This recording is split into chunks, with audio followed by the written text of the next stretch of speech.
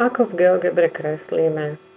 Máme tu hlavne ponuku v prvom štandardnom paneli nástrojov, klasické súbor, úpravy, vzhľad, nastavenia, nástroje, okno, nápoveda.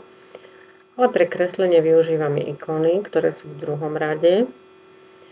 Ak chceme kresliť, tak pod jednotlivými ikonami sa skrývajú ďalšie ponuky. Podľa názvu si vyberáme, napríklad nakreslíme nový bod. Keď nakreslíme bod, môžeme ísť do jeho vlastností, ako ko všetkému. Môžeme zobraziť tento popis, aby sme videli, ako sa nám volá. V GeoGebre je nastavené automatické pomenúvanie bodov veľkými tlačenými písmenkami.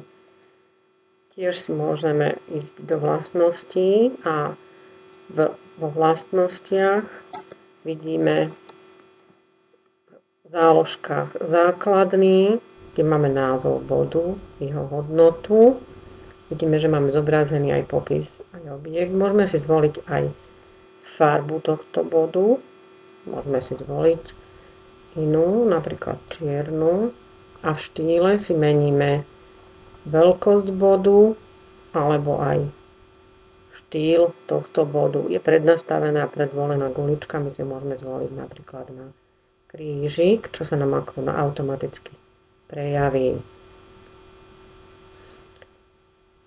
Podobne si môžeme kresliť aj v ďalších ikonách, priamku, úsečku, polpriamky, vektory, kolmice na niektoré útvary, dotyčnice a tak ďalej.